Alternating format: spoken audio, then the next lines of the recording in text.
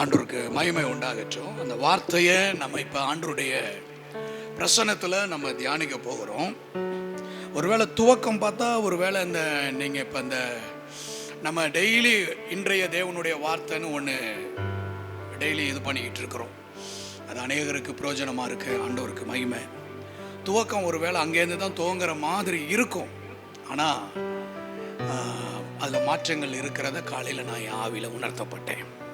வாசிப்போம். பரிசுத்த லூக்கா எழுதின சுவிசேஷம் 18வது அதிகாரம் 6வது வசனம். பின்னும் கர்த்தர் அவர்களை நோக்கி, ஆண்டவருக்கு மகிமை உண்டாகட்டும். இந்த வார்த்தையை ஆண்டவராகிய இயேசு கிறிஸ்து சொல்றார். யார்கிட்ட சொல்றாரு அப்படின்னா, தம்முடைய சீஷர்களிடத்துல ஆண்டவர் இந்த வார்த்தையை சொல்றாரு. ஆண்டவர் என்ன சொல்றாரு, அதை எப்படி சொல்றாரு அப்படின்னு பார்த்தா, இந்த வேத வார்த்தை சொல்லுகிறது, பின்னும் கர்த்தர் அவர்களை நோக்கி, அநீதி உள்ள அந்த நியாயாதிபதி சொன்னதை சிந்தித்து பாருங்க. வேதத்துல நிறைய வார்த்தை இருக்கு, சிந்தித்து பார்க்கணும்ன்ற வார்த்தை. கர்த்தருடைய தீர்க்கதரிசியாகிய சாமுவேல் சொல்றாரு, அவர் உங்களிடத்தில் எவ்வளவு மகிமையான காரியத்தை செஞ்சார், சிந்தித்து பாருங்கள்னு தீர்க்கதரிசி சாமுவேல் இஸ்ரவேல் ஜனங்கள்கிட்ட சொல்றாரு. ஆகாய் தீர்க்கதரிசி கூட சொல்றாரு, உங்கள் வழிகளை சிந்தித்து பாருங்கள் அப்படின்னு சொல்லி ஆகாய் தீர்க்கதரிசி கூட சொல்றாரு. ஆனா இங்க ஆண்டவர் இவங்களெல்லாம் சிந்தித்து பார்க்கலாம். யார? சாமுவேல் தீர்க்கதரிசி சொன்னதை, ஆகாய் தீர்க்கதரிசி சொன்னதை. ஏன்னா இவர்கள் எல்லாரும் தேவனால் அழைக்கப்பட்டவர்கள், தேவனால் தெரிந்து கொள்ளப்பட்டவர்கள், தேவனால் அபிஷேகிக்கப்பட்டவங்க. அதனால இவங்க வாயிலிருந்து வர வார்த்தை அது கிருபை உள்ள வார்த்தையா இருக்கும். அதை சிந்திச்சு பார்க்கணும். ஆனா இங்க இந்த 18வது அதிகாரத்துல ஒரு பர்சன் ஆண்டவர் சொல்றாரு, அவனை குறித்து அங்க என்ன எழுதப்பட்டிருக்குன்னா, அவன் நல்லவன் கிடையாது.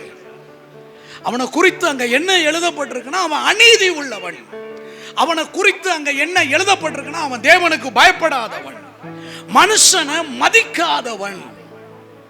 அப்ப தேவனுக்கு பயப்படாத, மனுஷனை மதிக்காத ஒரு அநீதி உள்ளவனா நல்லவன் கிடையாது, அவன் துன்மார்க்கன். ஒரு துன்மார்க்கன் சொன்ன வார்த்தைய ஆண்டவர் சிந்தித்து பார்க்க சொல்றார். ஆமென் சொல்லுங்க. ஆமென். நம்ம சிந்திச்சு பார்க்கணும். நம்ம வருஷ கடைசிக்கு வந்துட்டோம். எப்படிங்க? வருஷ கடைசிக்கு வந்துட்டோம். இன்னும் ஒரு 21 நாள் இந்த வருஷம் முடிஞ்சிடும். ஆனால் அந்த 21 நாளில் நம்ம என்ன பண்ணணும்னா, நம்ம லைஃப்பை முதல்ல திங்க் பண்ணணும். நம்ம லைஃப் ஏன் இப்படி இருக்கு? நம்ம குடும்பம் ஏன் இப்படி இருக்கு? நம்ம ஊழியம் ஏன் இப்படி இருக்கு? நம்ம பிள்ளைங்க வாழ்க்கை ஏன் இப்படி இருக்கு? அது ஆசீர்வாதமா இருந்தாலும் சிந்திச்சு பார்க்கணும், ஆசீர்வாதம் இல்லாம இருந்தாலும் சிந்திச்சு பார்க்கணும். வாக்குத்தத்தங்கள், நம்ம ஆண்டவர் யாரு, நம்முடைய ஆராதனை எப்படிப்பட்டது, இன்னும் சொல்ல போனா நம்ம போற சபை எப்படிப்பட்டது சிந்திச்சு பார்க்கணும்.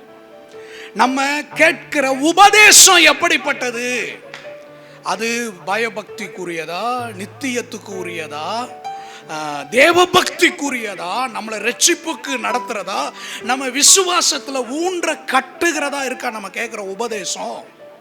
நம்ம ஞாயிற்றுக்கிழமை போய் ஆராதிக்கிறோம் பார்த்தீங்களா ஆண்டவரை, அங்க போய் ஆராதிக்கிற இடத்துல நம்ம பக்தி விருத்தி அடையுதா, இல்ல நம்ம பக்தி டவுன் ஆகுதா? இதெல்லாம் நம்ம சிந்திச்சு பார்க்கணும். ஆமேன்னு சொல்லுங்க. நம்ம பாட்டுக்கு, ஏன்னா இன்னைக்கு நல்ல சபை எது, கெட்ட சபை எது, கள்ள உபதேசம் எது, நல்ல உபதேசம் எதுன்றதையே என்ன பண்ண முடியல. எல்லாம் மிக்சிங். சாப்பிட்ற பொருள்ல எப்படி மிக்சிங்கோ, சமைக்கிற பொருள்ல எப்படி மிக்சிங் ஆகி இருக்கோ, அந்த மாதிரி இன்னைக்கு நம்முடைய கேட்கிற உபதேசத்துல கூட நிறைய இன்னைக்கு கலப்படம் வந்துருச்சு. கண்டுபிடிக்க முடியல. எல்லாரும் வெளிப்பாடு சொல்றாங்க, யாராவது பிசாசு சொல்றாங்க, எல்லாரும் என்னதான் சொல்றாங்க, ஆவியானவர் சொல்றார். கர்த்தர் எனக்கு சொல்றாரு. ஆண்டவர் சொன்னாரு, நல்ல மரம் எது கெட்ட மரம் எதுன்றத கனிகளினாலே அறிவீர்கள். அப்ப நம்ம பாட்டுக்கு இந்த நாட்கள்ல குருட்டாம் போக்கில் கண்ணை மூடிக்கிட்டு நம்ம பாட்டுக்கு போயிடவும் முடியாது. நம்மளை யாராவது நம்ம வீட்டுக்கு ஒரு ஊழியக்காரர் வராருன்னா வாங்கன்னு சொல்றதுக்கு கூட இன்னைக்கு, அதுவும் சிலர்லாம் சொல்றாங்க கர்த்தர் என்கிட்ட ஏவுறாரு, கர்த்தர் உணர்த்தினாரு. எல்லாருமே என்னதான் சொல்றாங்க, நல்லாலும் சரி நல்ல ஊழியக்காரனும் சரி பொல்லாத ஊழியக்காரனும் சரி என்னதை தான் சொல்றாங்க, கர்த்தர் உணர்த்துறாரு, கர்த்தர் காட்டுறாரு, ஆவியானவர் ஏவுறாரு. அப்ப நம்ம யோசிச்சு பார்க்கணும், இன்னைக்கு நம்ம வீட்டுக்குள்ள வர ஊழியக்காரங்க கூட கர்த்தரால் நடத்தப்படுறாங்களா, கர்த்தர் போதிக்கிறாரா, கர்த்தருடைய வார்த்தை அங்க இருக்கா, நம்ம போற சபை அங்க நம்ம பக்தி விருத்தி அடைதா, நம்ம ஆவிக்குரிய வாழ்க்கை பில்டப் ஆகுதா, கட்டப்படுதா, எழுப்பப்படுதா, உயிர்ப்பிக்கப்படுதா, இல்ல நம்ம சர்ச்சுக்கு போக போக இருக்க இருக்க நம்முடைய ஆவிக்குரிய வாழ்க்கையில டவுன் ஆகுறோமா, இல்ல நம்ம வளர்றோமா, இதெல்லாம் நம்ம சிந்தித்து பார்க்க வேண்டிய ஒரு காலகட்டம். ஆமென் சொல்லுங்க. அல்லேலூயா.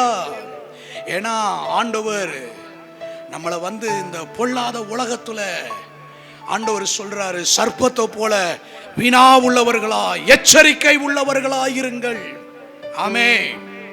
நம்ம வீட்டுக்கு வருகிற விசுவாசிகளை கூட நம்ம ஸ்கேன் பண்ணணும். அவங்க தேவ ஆவியில நடத்தப்படுறாங்களா? சில இடத்துலலாம் நம்ம அசால்ட்டா அலட்சியமா விட்டுறோம். எல்லாத்தையும் வெளுத்ததெல்லாம் பக்கத்தில் இருக்கிறவங்களை பார்த்து சொல்லுங்க, வெளுத்ததெல்லாம் பாலும் கிடையாது, பினாயிலும் கூட தான் வெளுத்தது மாதிரி இருக்கு. வித்தியாசத்தை கண்டுபிடிக்கணும். எல்லாரும் பைபிள் எடுத்துட்டு தான் வராங்க, எல்லாரும் பாட்டு தான், எல்லாம் ஏசுநாதர் பாட்டு தான். ஆனால் அது இதை எப்படி கண்டுபிடிக்க முடியும்னா, நமக்குள்ள அந்த பகுத்தறிகிற வரம் இருந்தால் தான் கண்டுபிடிக்க முடியும். அல்லேலூயா. இந்த பகுத்தறிகிற வரம் இருந்துச்சுன்னா, சத்தியத்துக்கு ஆப்போசிட்டான ஒரு நபர் வரும் பொழுது, சத்தியத்துக்கு எதிரான ஒரு வார்த்தை வரும் பொழுது, இந்த ஆவி என்ன தெரியுமாகும், சென்சிட்டிவ் ஆகும், டிஸ்டர்ப் ஆகும், ஆவி டிஸ்டர்ப் ஆகும், சமாதான கேடு வரும்.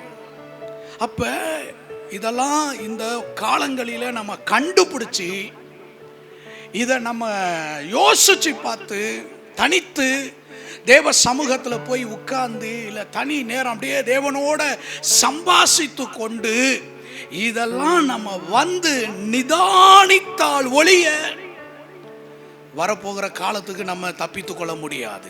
ஆமென் சொல்லுங்க. அல்லேலூயா. சிம்சோனுக்குள்ள வரம் இருந்துச்சு, ஆவியின் பலன் இருந்துச்சு. ஆனா அந்த தெளிலால் எதுக்கு இதை கேட்கிறான்றது என்ன செய்யல. அங்க உன் பலம் எதனால இருக்குன்னு கேட்கிறப்ப பையன் என்ன ஆயிருக்கணும், பயப்படல, உஷாரா இருக்கணும். சரி, ஒரு வாட்டி தான், ரெண்டாவது வாட்டி அவ திருப்பி கேட்கிறாள், இதுலயே இவ டார்கெட் பண்றாளே அப்படின்னு என்ன ஆயிருக்கணும், உஷாரா இருக்கணும். அங்க உஷார் ஆகலன்னா மழுங்கி போயிருச்சு. என்ன ஆயிடுச்சு, சென்சார் வேலை செய்யல. ஆவியானவருடைய சென்சார் அங்க என்ன ஆகலன்னா வேலை செய்யல. ஆமென் சொல்லுங்க. அல்லேலூயா. அல்லேலூயா. ஆவியானவருடைய சென்சார் அங்க வேலை செய்யல. கர்த்தருக்கு ஸ்தோத்திரம். ஆவியானவருடைய சென்சார் ஏன் அங்க வேலை செய்யலனா, இந்த ஆளு உட்கார்ந்து பைபிள் படிச்சு ஜெபம் பண்ணி உபவாசித்து கர்த்தர்கிட்ட பேசின மாதிரி நியாயாதிபதிகள்ல எதுவுமே இல்லை. அவர் கடைசியில ஒரு ஜெபம் பண்றார் சாகிறதுக்கு முன்னாடி. இந்த ஒரு விஷயம் மாத்திரம் என்ன, இத முன்னாடியே நினைச்சிருந்தா, இத முன்னாடியே செஞ்சிருந்தா உள்ள என்ன ஆயிருக்கும், சென்சார் வேலை செஞ்சிருக்கும். இன்னைக்கு நமக்குள்ள இருக்கிற ஆவியானவர் சென்சிட்டிவா இருக்கிறாரா? ஏன்னா அவர் உணர்த்துகிறவர், அவர் போதிக்கிறவர், அவர் கண்டிக்கிறவர், அவர் தேற்றுகிறவர். அதுக்குன்னு தேய்ச்சிக்கிட்டே இருக்க மாட்டார் எப்பொழுதும். உன்னை ஆற்றிக்கிட்டே இருக்கிறேன், தேய்ச்சிக்கிட்டே இருக்கிறேன் அப்படின்னு இல்லை. எல்லாத்தையும் அவர் செய்வார். அப்ப நமக்குள்ள இருக்கிற அந்த பரிசுத்த ஆவியானவர் இந்த காரியத்துல நமக்கு உதவி செய்யணும்னா நம்ம கொஞ்சம் நேரம் எடுத்து, இந்த 21 நாட்கள்ல கொஞ்சம் நேரத்தை எடுத்து, ராத்திரி நேரத்தில், ஏன்னா நம்ம வேலைக்கு போகிறோம், நிறைய கமிட்மெண்ட் இருக்கும். இப்போ நாங்களாம் ஃபுல் டைம் ஊழியம், வேற வழியே கிடையாது. எங்கே தான் போய் உட்காந்துருக்கணும்? தேவ சமூகத்தில் உட்கார்ந்துருக்கணும். தேவன் தான், தேவ வார்த்தை தான். நாங்க கூட இப்ப இந்த நாட்கள்ல ஊழியங்களை எல்லாம் ஒதுக்கி வச்சுட்டு தேவ சமூகம் தான், தேவ வார்த்தை தான். ஏன் நம்மளை வந்து இன்னும் ஆண்டவரோட நம்மளை நெருக்கமாக்கி கொண்டு. ஒரு ஆமென் சொல்லுங்க. அல்லேலூயா. அப்ப சிந்திச்சு பார்க்கணும், நம்ம எந்த பாதையில போயிட்டு இருக்கிறோம். நம்ம போற பாதையில ஆவியானவர் இருக்கிறாரா? நம்ம போற பாதை வசனத்தோட ஈக்குவலாய் வருதா? வசனம் போதிச்சு நடத்துதா? வசனம் நமக்கு வெளிச்சம் காட்டுதா? வசனம் நமக்குள்ள வந்து வேலை செய்யுதா? இந்த காரியங்களை இந்த நாட்களிலே தேவனுடைய பிள்ளைகளா இருக்கிற நம்ம சிந்திச்சு பார்க்கணும். ஆமென் சொல்லுங்க. அதை விட்டுட்டு கிறிஸ்மஸ் வருது, இந்த கடைக்கு போகலாமா, அந்த கடைக்கு போகலாமா, அந்த பிராண்டை வாங்கலாமா, இந்த உலகத்துக்குரியதை சிந்திச்சுட்டு நித்தியத்தை என்ன பண்ணிடக்கூடாது? என்ன சொல்லுங்க, நீங்க தான் சொல்லணும். கோட்டை விட்டுறக்கூடாது. அப்ப நம்மளை ஆராய்ஞ்சு பார்க்கணும். ஆமென் சொல்லுங்க. அல்லேலூயா. போன கிறிஸ்மஸ்க்கு இந்த கடைக்கு போய் சாப்பிட்டோம், இந்த கிறிஸ்மஸ்க்கு எந்த கடைக்கு போகலாம் அப்படின்ட்டுலாம் இல்லாமல், போன வாட்டி இத்தனை பேர் கேரளுக்கு வந்தாங்க, இந்த சர்ச்சிலேருந்துலாம் வந்தாங்க, இப்போ எங்கேருந்து வராங்க, அவங்க ஏன் வரல, இதெல்லாம் விட்டுட்டு இதெல்லாம் கர்த்தர் சமூகத்தில் தூக்கி தூர வச்சுட்டு குப்பை தூக்கி என்ன சொல்கிறது, சோத்திரம் வார்த்தையே வரமாட்டேது, மூட்டை கட்டி இதெல்லாம் டஸ்ட்பின்ல, இதெல்லாம் டஸ்ட்பின் குப்பை, இதெல்லாம் தூக்கி போட்டுட்டு ஆமென் சொல்லுங்க. இயேசு சொல்றார், அந்த அநீதி உள்ள அந்த நியாயாதிபதி சொன்னதை சிந்தித்து பாருங்கள். அப்ப சிந்திச்சு பார்க்கணும். சிந்திச்சு பார்க்கணும். எதை சிந்திச்சு பார்க்கணும்? ஆண்டவருடைய வேத வார்த்தை சொல்லுகிறது. ஆகாய் தீர்க்க தரிசனத்தின் புத்தகம் 1வது அதிகாரம், ஒரு நிமிஷம் ஐயா, 5வது வசனம், 6வது வசனம், 7வது வசனம். இப்பொழுதும் சேனைகளின் கர்த்தர் சொல்லுகிறார், உங்கள் வழிகளை சிந்தித்து பாருங்கள். என்ன சொல்றாரு ஆண்டவரே? சேனைகளின் கர்த்தர் சொல்லுகிறார். இங்க கர்த்தர் வந்து அந்த அநீதி உள்ள நியாயாதிபதி சொன்னதை சிந்திச்சு பார்க்க சொன்னவர். இப்ப நானே உனக்கு சொல்றேன், நீ என்ன பண்ணுனா உன் வழிகளை சிந்தித்து பார். அல்லேலூயா, அல்லேலூயா. நம்ம வழியை சிந்திச்சு பார்க்கணும், நம்ம பாதையை சிந்திச்சு பார்க்கணும். நம்ம நடக்கிற பாதை, நடந்து வருகிற பாதை, இனி நம்ம நடக்க போகிற பாதைகளை தேவ பிள்ளைகளா இருக்கிற நம்ம வழிகளை சிந்திச்சு பார்க்கணும். ஆண்டவர் சொல்றாரு, உங்கள் வழிகளை சிந்திச்சு பாருங்க அப்படின்னு சொல்லிட்டாங்க. என்ன சொல்றாருன்னா, நீங்கள் திரளாய் விதைத்து கொஞ்சமாய் அறுத்து கொண்டு வருகிறீர்கள். சாப்பிடுறீங்க, ஆனா என்ன இல்ல? திருப்தி இல்ல. நீங்க குடிக்கிறீங்க, ஆனா உங்களுக்கு என்ன ஆகல? பரிபூரணம் ஆகவில்லை. நீங்கள் வஸ்திரம் உடுத்துறீங்க, ஆனா ஒருவனுக்கும் குளிர் விடவில்லை. கூலியை சம்பாதிக்கிறவன்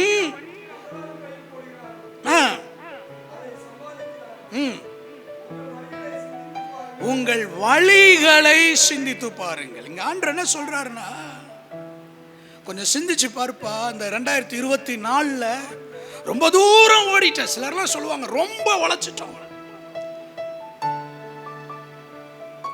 சிலர்லாம் சொல்லுவாங்க இப்பதான் 24 வந்த மாதிரி இருந்துச்சு, அதோட என்ன ஆயிடுச்சு, 25 வரப்போகுது அப்படின்னு. ஆனா ஆண்டவர் என்ன சொல்றாரு இங்க அப்படின்னா, நீங்க சிந்திச்சு பாருங்க. திரளாய் விதைத்து கொஞ்சம் தான் அறுவடை வந்திருக்கு. எப்படிங்க?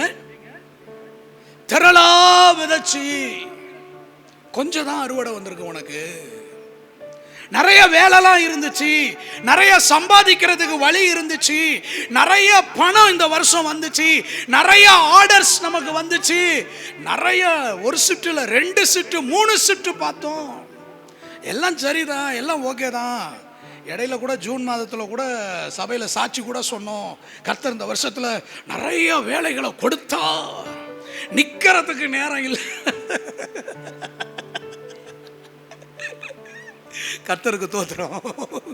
சாப்பிட்றதுக்கு கூட நேரம் இல்லை, அந்த அளவுக்கு சம்பாதிக்க உதவி செஞ்சார். எல்லாம் ஓகே. அதனுடைய பெனிஃபிட் என்ன? சம்பாதிச்சதுக்கு தக்க, உழைத்ததுக்கு தக்க, பிரயாசப்பட்டதுக்கு தக்க பலன் இல்லையே, பலன் இல்லையே. இது யாரோ அந்நிய மனிதர்களுக்கு, புறஜாதி ஜனத்துக்கு சொல்ற வார்த்தை இல்ல, தேவ ஜனத்துக்கு ஆண்டவர் சொல்ற வார்த்தை. தேவனை தன் நம்பிக்கையாய் கொண்டிருக்கிற தேவ பிள்ளைகளுக்கு ஆண்டவர் சொல்ற வார்த்தை. கர்த்தரை தன் நம்பிக்கையாக தன்னுடைய வாழ்க்கையாக வைத்திருக்கிற தேவ ஜனத்திற்கு ஆண்டவர் சொல்ற வார்த்தை. கர்த்தருக்கு ஸ்தோத்திரம். கர்த்தர் இந்த வருஷம் நமக்கு கொடுத்த வாக்கு தத்தத்துக்கு நம்ம வாழ்க்கை நேரம் என்ன ஆயிருக்கணும்?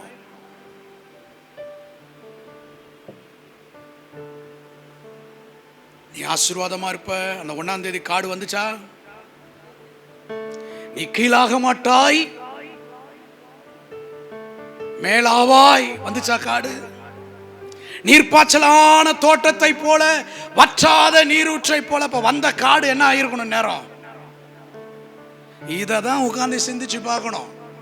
எவ்வளவு ஜபத்தோட அப்படியே கண்ணை மூடி மேல இருக்கிற அட்டையை எடுக்காம ரொம்ப கில்லாடித்தனமா அடியிலிருந்து ஒரு அட்டையை இயேசுவின் ரத்தம்னு சொல்லி இயேசுவின் நாமத்தில் எடுக்கிறேன்னு எடுத்து இப்படி பார்த்தோன்னு அப்படியே 32 பல்லும் தெரிஞ்சு இந்த வருஷம் ஊன்னுலாம் சொல்லி என்னாச்சு அதை தான் சிந்திச்சு பார்க்கணும். ஆமே ஆமே அல்லேலூயா. வசனம்லாம் இப்படி வந்துச்சு. நம்ம வீட்டுக்கு வந்து கொடுத்த வாக்குத்தெல்லாம் எப்படி தான் இருந்துச்சு? கோடா கோடியாய். அப்ப கோடி வந்திருக்கணும்ல, தெரு கோடியில நிக்கிற மாதிரி இருக்கு. 1000 மடங்கு அப்ப வந்திருக்கணும்ல. இதை தான் என்ன பண்ணணும்னா, இந்த நாட்கள்ல உட்கார்ந்து ஏன் இது எனக்குள்ள ஒர்க் அவுட் ஆகல? ஏன்னா வசனம் சொல்லுது, என்னிடத்திலிருந்து புறப்படுகிற வார்த்தை அது தாம் விரும்பின காரியத்தை செய்யாம அது வெறுமையாய் வருவது இல்லை. அப்ப இந்த வேத வசனம், இந்த வாக்கு தத்துவம் எனக்குள்ள, என் குடும்பத்துக்குள்ள, என் தொழில் ஸ்தலத்துக்குள்ள இந்த வார்த்தை என்ன பண்ணிருக்கணும்? கிரியை நடப்பிச்சிருக்கணும். அப்ப அதை தான் சொல்றாரு. நடக்கலையே, இதை உட்கார்ந்து சிந்திச்சு பார். ஹல்லேலூயா. எங்க மிஸ்டேக்? யார்கிட்ட மிஸ்டேக்? சும்மா பிசாசு மேலெல்லாம் பழிய போடக்கூடாது. இன்னைக்கு நிறைய இந்த ஆவிக்குரியவங்க தான் பிசாசு. இந்த ரோமன் கத்தோலிக்க ஜனங்க பாருங்க, என்னைக்காவது பிசாசுன்ற வார்த்தையை சொல்லியிருக்காங்களா? என்னண்ணே ஜான் லூயிஸ் அண்ணே, அவர் ரோமன் கத்தோலிக் தானே? நீங்க சொல்ல, அவங்க வாயிலெல்லாம் அந்த வார்த்தை வராது. இந்த வார்த்தை யார்கிட்ட வரும்னா, சிஎஸ்ஐ காரங்கள்ட்ட கொஞ்சம் வரும். அதிகமாக இந்த வார்த்தை யார்கிட்ட வரும்னா, இந்த பெந்தேகோஸ்து அனுபவத்தில் இருக்காங்க பாருங்க, இவங்கள்ட்ட தான் இந்த வார்த்தை நிறைய வரும். பிசாசு பிரதர், பிசாசு பிசாசு தடுக்கிறான், பிசாசு போராடுறான். அப்ப பிரச்சனை நம்ம கிட்டயா இல்ல பிசாசு கிட்டயா? இல்ல வார்த்தை கொடுத்தாரு, அவர் வார்த்தையை கொடுத்தாரு பாருங்க, அவர்கிட்டலாம் மிஸ்டேக்கே கிடையாது. கர்த்தரோ என்ன சொல்ல போறீங்க? நேற்றும் இன்றும் என்றும் கர்த்தரோ உண்மை உள்ளவர். நாம் உண்மை இல்லாதவர்களாய் இருந்தாலும் அவர் உண்மை உள்ளவராய் இருக்கிறார் என்று. அப்ப இதை தான் இந்த நாட்களில் உட்கார்ந்து நம்ம திங்க் பண்ணுனா, யோசிச்சு பார்த்தா, தேவ சமூகத்தை தேடனா, தேவ பிரசன்னத்தில் போய் காத்திருந்து, ஆண்டவரே எனக்கு இப்படி ஒரு வார்த்தையை கொடுத்தீங்களே, எனக்கு இப்படி ஒரு வாக்கு தத்தத்தை தந்தீங்களே, இந்த வாக்கு தத்துவம் ஏன் என் லைஃப்ல எனக்குள்ள ஒர்க் அவுட் ஆகல? அப்படி கேட்டா அவர் வந்து பக்கத்தில் உட்காந்து எங்க நம்ம மிஸ்டேக் பண்ணோமா இல்லை எந்த இடத்துல மிஸ்டேக் ஆச்சு அப்படின்னு அவர் சொல்லுவார். ஆமென் சொல்லுங்க. அல்லேலூயா. ஏன் இந்த ஆசீர்வாதம் வரல, ஏன் இந்த நன்மை வரல, வாக்கு பண்ணியும் ஏன் வரல, தரிசனம் கொடுத்தும் ஏன் வரல, இதுக்கு வேற 2-3 ஊழியக்காரங்க வேற ஆவியாளவில் ஏவப்பட்டு வந்து அதே வசனத்தை சொன்னாங்க. இந்த அனுபவம்லாம் நமக்கு இருக்கு. இந்த வசனத்தை என்கிட்டலாம் நிறைய பேர் சொல்லியிருக்காங்க. இந்த வசனத்தை கர்த்தர் எனக்கு சொல்லியிருந்தாரு, திரும்ப உங்க மூலம் சொல்றாரு, எல்லாம் ஓகே தான், ஆனால் ஒர்க் அவுட் ஆகியிருக்கணும்ல. அப்ப ஏன், எங்க மிஸ்டேக்கு? அப்படி மிஸ்டேக்கான ஒரு குடும்பத்தை இப்ப நம்ம கொஞ்ச நேரம் தியானித்து ஆண்டவருடைய பிரசன்னத்தில் ஜெபிக்க போறோம். ஆமென் சொல்லுங்க. ஹல்லேலூயா, ஹல்லேலூயா. ஆண்டவருக்கு மகிமை உண்டாகட்டும். ஆதியாகமத்தின் புத்தகம் 16வது அதிகாரம் முதல் 2 வசனத்தை வாசிங்க.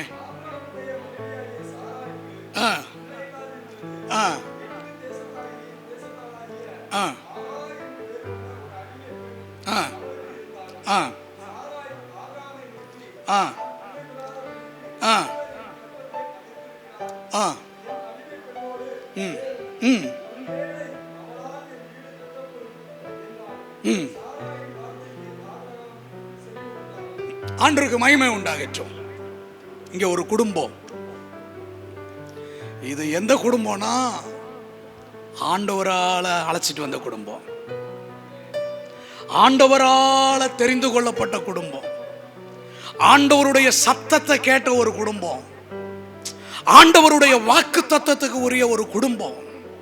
நான் உன்னை ஆசீர்வதிக்கவே ஆசீர்வதித்து உன்னை பெருகவே பெருக பண்ணுவேன். அப்படி ஒரு வாக்கு தத்தத்துக்கு உரிய ஒரு குடும்பம். நதிக்கு அப்புறத்தில் வேற ஒரு தேவர்களை சேவித்துக் கொண்டிருந்த இந்த ஆபிரகாமை ஆண்டவர் போய் சந்தித்து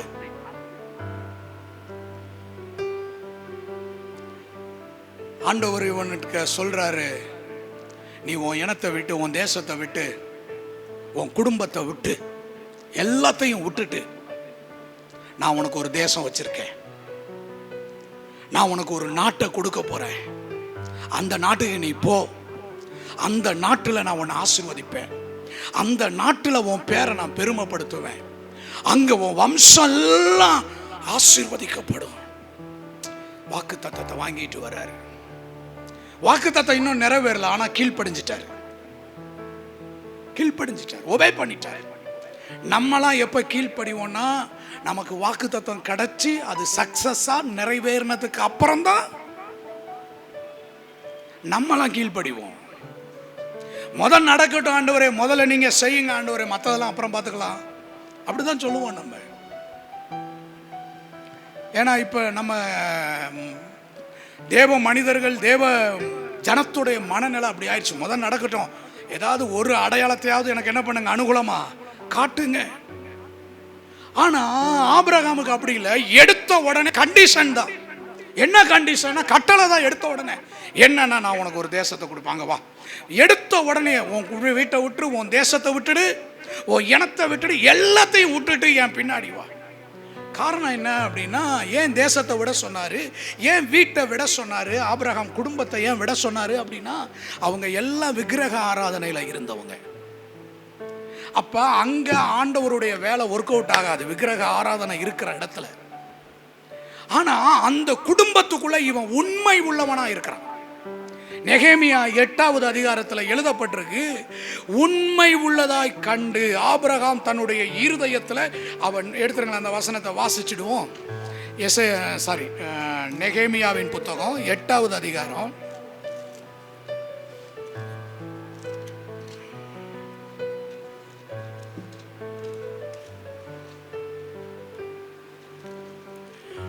மன்னிக்கவும் 9வது அதிகாரம் 8வது வசனம்.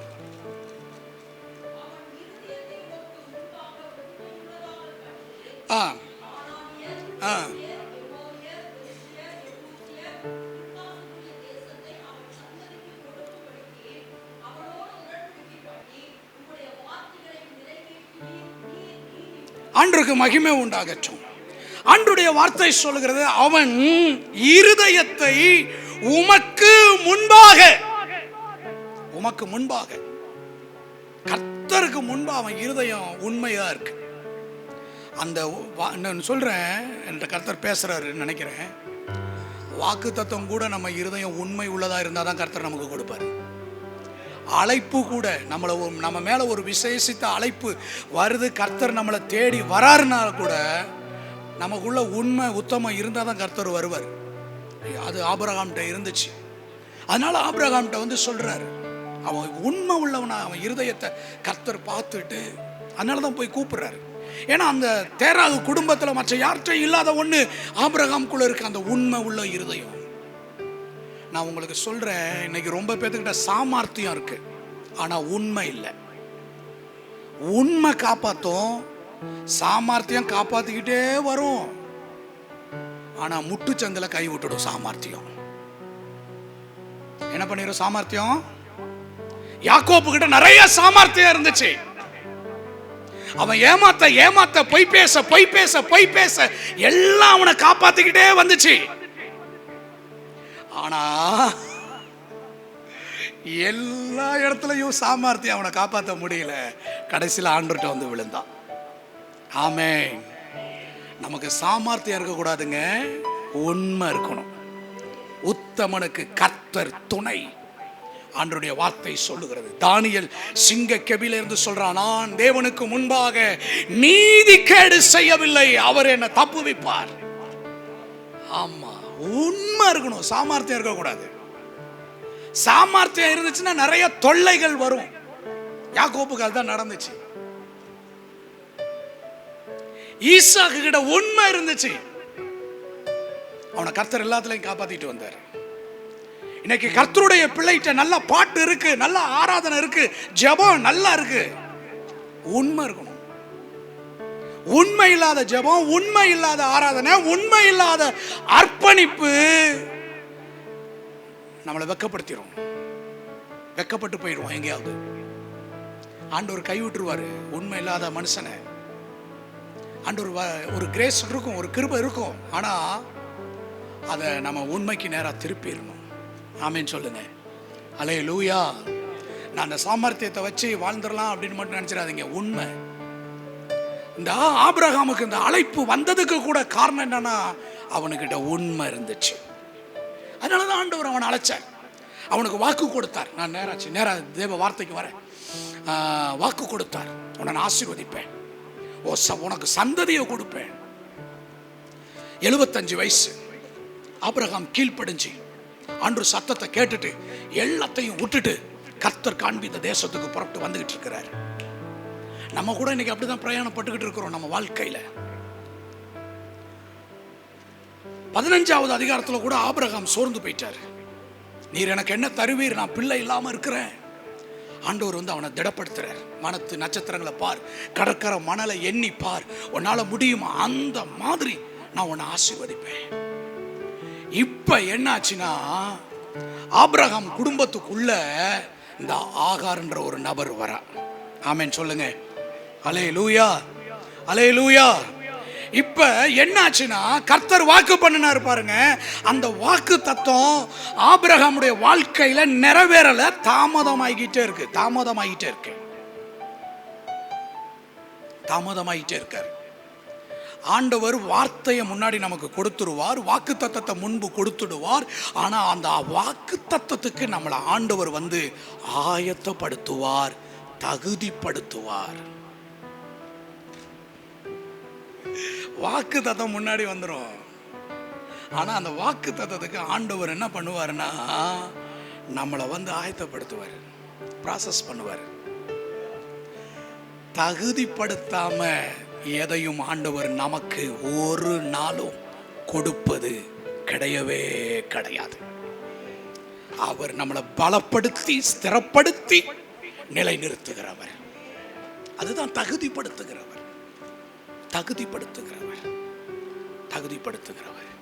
யாக்கோபு அப்படித்தான் பிராமிஸ் கொடுத்துட்டார். நான் உன்னோட வருவேன், உன்னை திரும்பி உன் தேசத்துக்கு கொண்டு வருவேன், நீ போகும் இடமெல்லாம் உன்னோட இருப்பேன், பிராமிஸ் கொடுத்துட்டார்.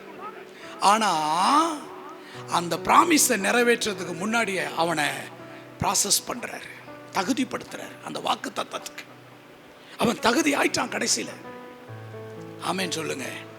அப்ப எப்போதுமே வாக்குத்தத்தம் முன்னாடி வந்துடும் நமக்கு. ஆனா அந்த வாக்குத்தத்தத்துக்கு ஆண்டவர் நம்மளை எப்போதும் தகுதிப்படுத்துவார், ஆயத்தப்படுத்துவார். இந்த காலகட்டம் தான் நம்ம வழிகளை நம்ம சிந்திச்சு பார்க்கணும். இப்ப ஆபிரகாம் லைஃப்ல பார்த்தா சாராள் வந்து சொல்றாங்க, எனக்கு என்ன ஆயிடுச்சு, பிள்ளை பிறக்கிறதுக்கு வாய்ப்பு இல்லை, அதனால இப்ப நீர் என்ன பண்ணும், இந்த அடிமை பெண் ஆகாரோட சேரும், நம்ம குடும்பத்தை கர்த்தர் அதன் மூலம் என்ன பண்ணுவாரு, கட்டி எழுப்புவாரு. நல்லா கவனிக்கணும் ஆண்டவருடைய பிள்ளைங்க, நம்ம வழி இந்த நாட்கள் அதான் சிந்திச்சு பார்க்கணும். என்ன சிந்திச்சு பார்க்கணும் அப்படின்னா, கர்த்தர் திட்டமிடாத எது என் வீட்டுக்குள்ள இருக்கு. எப்படிங்க? கர்த்தர் தீர்மானிக்காத எது என் வீட்டுக்குள்ள இருக்கு. கர்த்தர் தீர்மானிக்காத எது என் வாழ்க்கையில என்கிட்ட ஒட்டிக்கிட்டு இருக்கு. கர்த்தரிடத்திலிருந்து அங்கீகாரம் பெறாத ஒன்று அல்லது கர்த்தரால அங்கீகரிக்க முடியாத ஒன்று எது என் வாழ்க்கையில இருக்கு. சும்மா கிறிஸ்தவ வாழ்க்கை 3 பாட்டு பாடிட்டோம், நீங்க 100 ரூபா கொடுத்தீங்க, நான் உமக்கு 10 ரூபா கொடுத்தேன், அது இல்லைங்க, அது கிடையாது. சும்மா ஆவியில நரம்பணும் இந்த பூசாரி வேலைலாம் ஆண்டவர், அது இல்லை கிறிஸ்தவ வாழ்க்கை. இன்னைக்கு நம்ம சிந்திச்சு பார்க்க வேண்டியது, இந்த வருஷத்தின் இந்த கடைசி நாட்களிலே சிந்தித்து பார்க்க வேண்டிய ஒன்று, கர்த்தரால் அங்கீகரிக்க முடியாத, கர்த்தர் அங்கீகரிக்காத எந்த ஒரு காரியம் என் வீட்டுக்குள்ள இருக்கு, என் பாளையத்துக்குள்ள இருக்கு, என் கூடாரத்துக்குள்ள இருக்கு, அதை சிந்திச்சு பார்க்கணும். அதை சிந்திச்சு பார்க்கணும். என் வீட்டுக்குள்ள இருக்கிறது அது கர்த்தரிடத்தில் இருந்து வந்ததா, கர்த்தருடைய வசனத்தின்படி வந்ததா, கர்த்தருடைய வார்த்தையின்படி வந்ததா, கர்த்தரால தீர்மானிக்கப்பட்டு வந்ததா, அல்லது என்னுடைய இயலாமையினால, என்னுடைய அவசரத்தனத்தினால. கர்த்தர் சில நேரம் நம்மள சில காரியத்துக்கு சில வருஷம் நம்மளை காத்திருக்க வைப்பார். அவருடைய ப்ராஜெக்ட்ல நம்மளை காத்திருக்க வைப்பார், வெயிட்டிங்ல வைப்பார்.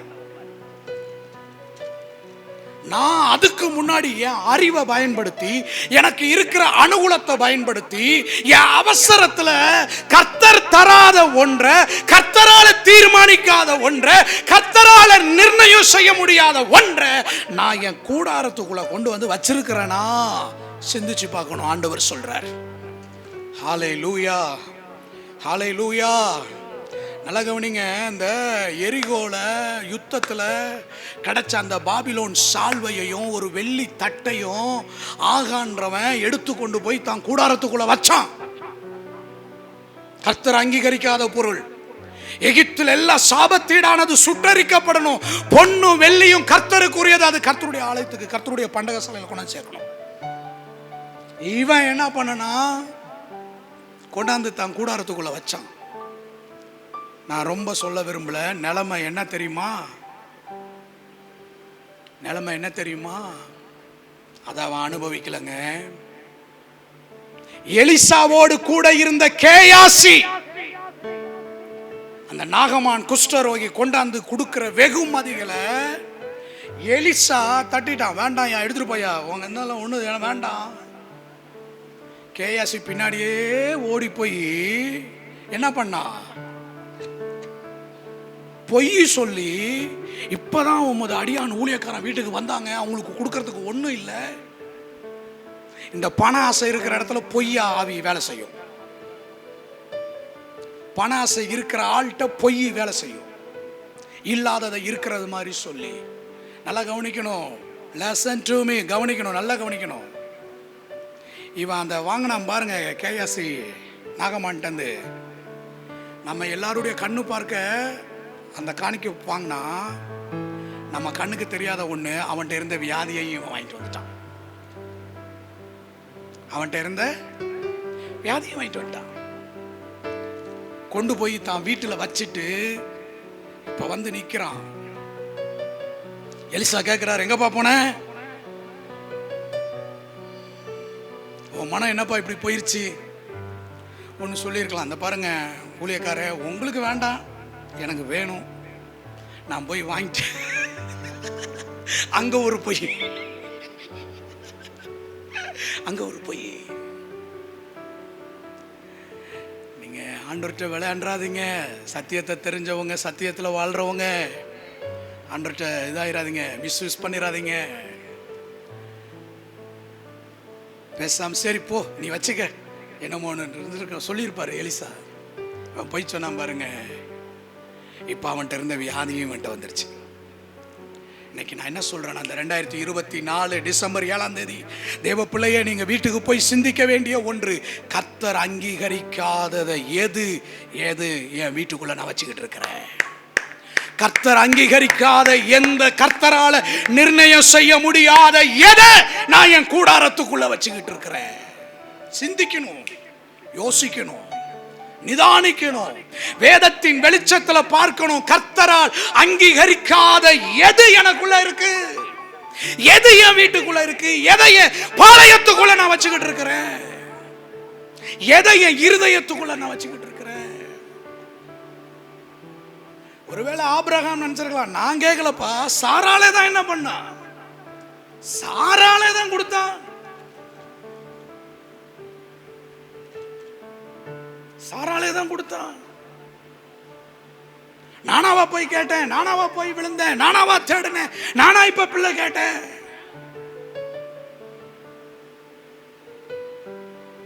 ஒருவேளை சாராள்கிட்ட கேட்டிருந்தா, இவ்வளவு நாள் ஆயிருச்சு, இவ்வளவு காலம் ஆயிருச்சு, ஒன்னும் நடக்கல. இன்னைக்கு காலையில கர்த்தர் எனக்கு இந்த வசனத்துல இருந்து ஒரு சத்தியத்தை வெளிப்படுத்தினாருங்க. அந்த 16வது அதிகாரத்துல கடைசி வசனத்தையும் 17ல ஃபர்ஸ்ட் வசனத்தையும் வாசிங்களேன். ஆகார் ஆபிரகாமுக்கு இஸ்ரவேலை பெற்றபோது ஆபிராம் 86 வயதா இருந்தான். 17ல 1 வாசிங்க. ஆபிராம் 99 வயதான போது, ஒரு நிமிஷம் 86 99 கழிச்சா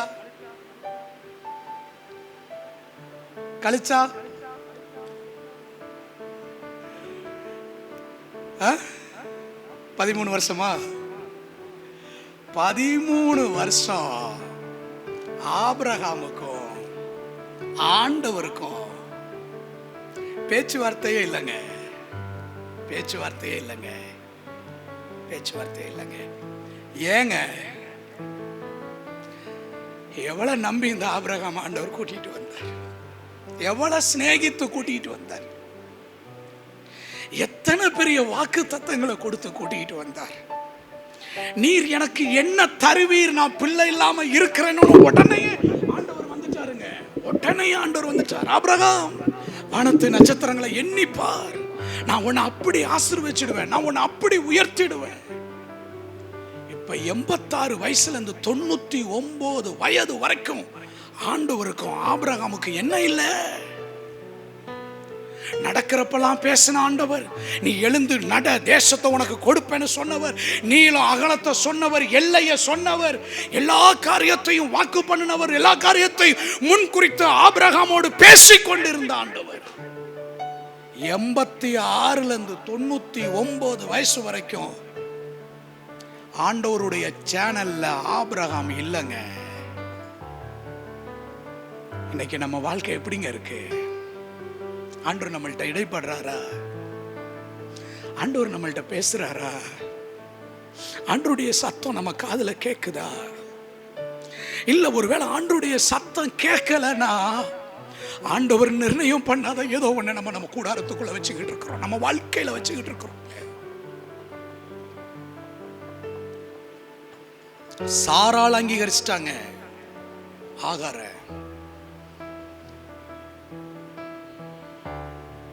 ஆனா ஆண்டவர் கடைசி வரைக்கும் பாருங்க, ஆண்டவர் அங்கீகரிக்கவே இல்லைங்க. கடைசி வரைக்கும் அங்கீகரிக்கலைங்க. இப்ப சாராள் வந்து சொல்றா, புறம்ப தள்ளும். இப்ப இங்க ஆண்டவர் வந்து என்ன தெரியுமா சொல்றாரு? அடுத்து நம்ம வாசிச்சா ஆண்டவர் சொல்றாரு, இஸ்மவேலை குறிச்சு நீ துக்கப்படாத, நீ அவனை தள்ளிடுன்றாரு ஆண்டவரும். இவன் ஜெபிக்கிறான், இஸ்மவேல் உமக்கு முன்பாக பிழைப்பானாக. ஆண்டவர் ஆசீர்வதிச்சாருங்க, ஆனா அங்கீகரிக்கலங்க இஸ்மவேல. ஆண்டவர் என்ன பண்ணாருங்க? ஆசீர்வதிச்சார். சொன்னாரு, நான் உன் ஜெபத்தை கேட்டேன், இஸ்மவேலை நான் ஒரு ஜாதியாக்குவேன். ஆனா என்ன பண்ணலன்னா அங்கீகரிக்கல.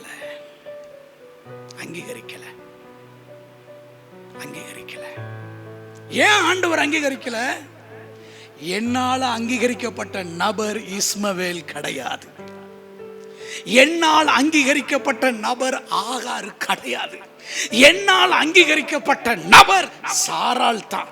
அந்த சாராளுடைய கற்பம் செத்து போனாலும் நான் என்ன பண்ணுவேன்? ஒரு காலம் வரும்போது, ஒரு நாள் வரும்போது கடாட்சிப்பேன், ஜீவனை கொடுப்பேன், அற்புதத்தை செய்வேன், என் வார்த்தையை நிறைவேற்றுவேன்.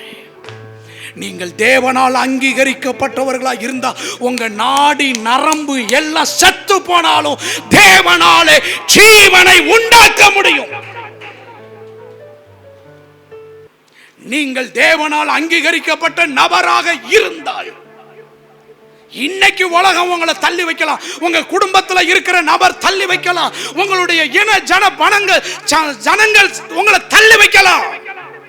ஆனால் ஒரு நாள் வரும், ஒரு காலம் வரும், தேவனால் நிர்ணயிக்கப்பட்ட நபர் நீங்களாய் இருப்பதினால் அவர் உங்களை தேடி வந்து, வேத வார்த்தை சொல்கிறது 18வது அதிகாரத்தில், மம்ரோயின் மத்தியான நேரத்தில் மம்ரோயினுடைய உஷ்ண வெயில்ல 3 தேவ தூதர்கள் வந்து, உற்பத்தி கால திட்டத்தில் உன்னிடத்தில் வருவேன், நீ ஒரு குமாரனை அணைத்துக் கொண்டிருப்பாய். சாராள் இதை கேட்டுட்டு சொல்றா, கிளவி ஆயிட்டேன், இதுக்கு மேல எனக்கு ஒரு இன்பம் வருமா? ஒருவேளை நீங்க நினைக்கலாம், எனக்கு வயசாயிருச்சு, என் வாழ்க்கைய முடிஞ்சிருச்சு, இனி எனக்கு ஒரு சுபிட்சம் வருமா? இனி எனக்கு ஒரு நன்மை வருமா? இனி என் வாழ்க்கையில ஒரு அற்புதம் வருமா? நீங்க தேவனால முன் குறிக்கப்பட்டவர்களா இருந்தா, உங்க கற்பப்பை செத்தாலும், நாடி நரம்பு செத்தாலும், கர்த்தர் குறித்திருக்கிற காலத்துல உங்கள் வாழ்க்கையில ஒரு சுகவாழ்வை கொடுப்பார். சுகவாழ்வை கொடுப்பார். நம்மளோட எல்லாரும் இணைஞ்சு வரலாங்க, ஆனா கர்த்தர் இணைஞ்சு வர மாட்டாருங்க. ஆபிரகாமுக்கு சாராள் இணைஞ்சு ஓகேன்னு வந்தான், கர்த்தர் வரலங்க. கர்த்தர் வரலங்க.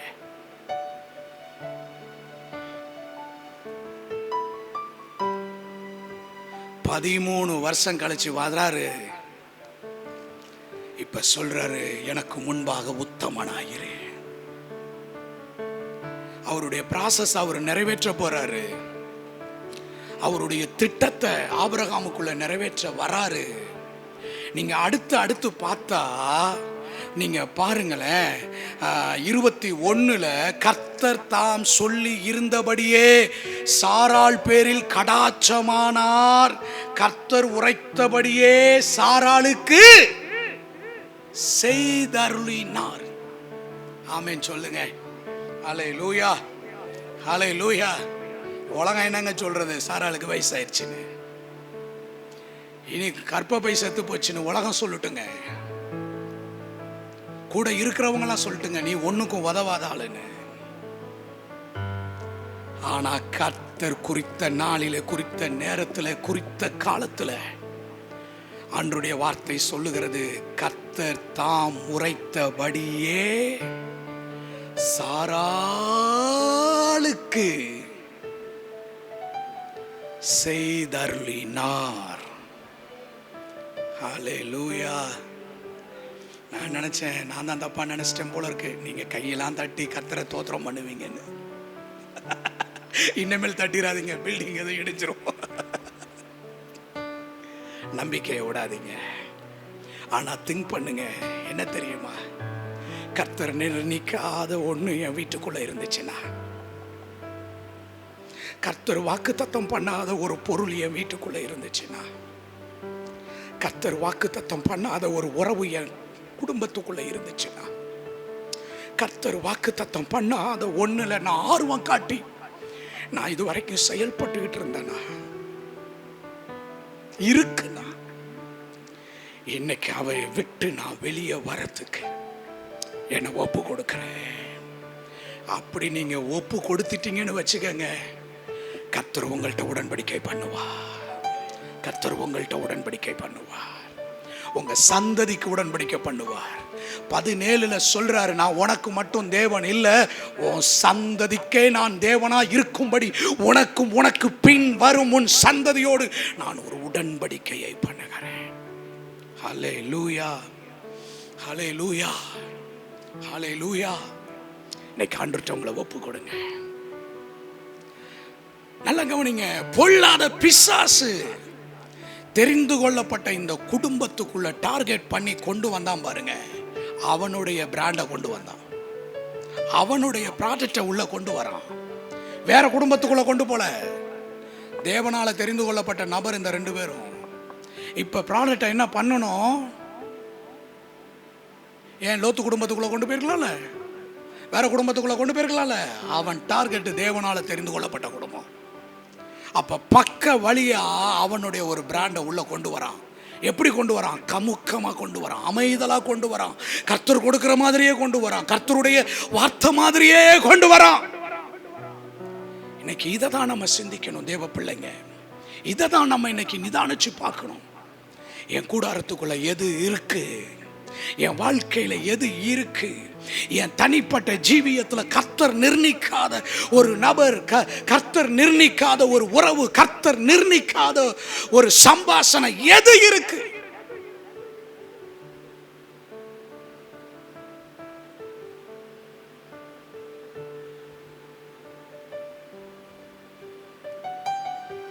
ஏங்க 13 வருஷம் ஆண்டவர் அமைதியா இருந்தாரு? கருத்தரிக்கிற வரைக்கும் ஏங்க விட்டாரு?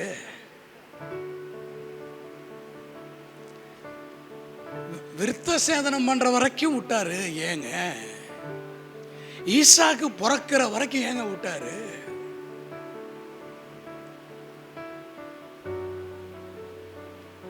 நான் உன்னை எவ்வளவு ஒரு பெரிய ப்ராஜெக்ட்டுக்கு நான் உன்னை ப்ரிப்பேர் பண்ணிக்கிட்டு இருக்கிறேன், நீ எப்படி இப்படி பக்க வழியா கள்ளத்தனமா இன்னொரு காரியத்தை நீ யோசிச்சுக்கிட்டு உட்கார்ந்துக்கிட்டு இருக்கிற அப்படின்னு சொல்லியிருக்கலாம்ல. என்ன பிரதர், சொல்லியிருக்கலாம்ல? ஏன் தெரியுமா சொல்லல? இப்ப உங்களுக்கு எனக்கெல்லாம் திருஷ்டாந்தங்க வேணும்ல. நீங்க நான்லாம் விழிப்படையணும்ல. ஆமே, இப்படி ஒரு சத்தியத்தை இந்த காலத்துல கர்த்தர் வெளிப்படுத்தணும்ல. ஆமென், ஆமென். வேதத்தில் பழைய ஏற்பாட்டில் எழுதப்பட்டிருக்கிற அநேக காரியங்கள் பவுல் சொல்றார், இப்பொழுது இருக்கிற நமக்கு இவைகள் எல்லாம் திருஷ்டாந்தங்களாக எழுதப்பட்டிருக்கிறது. நீங்கள் விக்கிரக ஆராதனை செய்யாதபடி, நீங்கள் விபச்சாரக்காரராய் மாறிவிடாதபடி, நீங்கள் முறுமுறுக்காதபடி, நீங்கள் பாம்புகளால் அழிக்கப்படாதபடி, இவைகளுக்கு நீங்கள் விலகி ஓடும்படி, தப்புவிக்கப்படி, இவைகள் எல்லாம் திருஷ்டாந்தங்கமாக எழுதப்பட்டு இருக்கிறது. ஹல்லேலூயா. கர்த்தருக்கு ஸ்தோத்திரம். ஒரு விசுவாச தகப்பனுடைய குடும்பத்துக்குள்ள இது எப்படி நடந்துச்சு? தேவனால் தெரிந்து கொள்ளப்பட்ட ஒரு ஆபிரகாமுடைய குடும்பத்துக்குள்ள எப்படி நடந்துச்சு? நடந்திருக்க வேதம் போதிக்குதே. அப்ப நம்ம குடும்பத்துக்குள்ள இது நடக்கிறதுக்கு எவ்வளவு நேரம் ஆகும்? தேவனோடு நடந்த ஒரு மனுஷனுடைய குடும்பத்துக்குள்ளேயே இது நடந்திருக்குன்னா, நம்ம குடும்பங்களுக்குள்ள, நம்ம வாழ்க்கைக்குள்ள இது நடக்கிறதுக்கு எவ்வளவு நேரம் ஆகும்? எத்தனை விழிப்பு தேவை, எத்தனை விழிப்பு தேவை. இன்றைக்கு நம்ம ரொம்ப நேரம் என்ன தெரியுமா நினைச்சுக்கிறோம்? இன்னைக்கு கிறிஸ்தவங்க கிடைக்கிறது எல்லாம் கர்த்தரே கொடுக்கிறார். எப்படி? பக்கத்தில் இருக்க கையை பிடிச்சி சொல்லுங்க, அப்படிலாம் கிடையாது. கொடுக்கறது எல்லாம் கர்த்தரே கொடுக்கிறார். இல்லை, பிசாசும் கொடுப்பான், பிசாசும் கொடுப்பான்.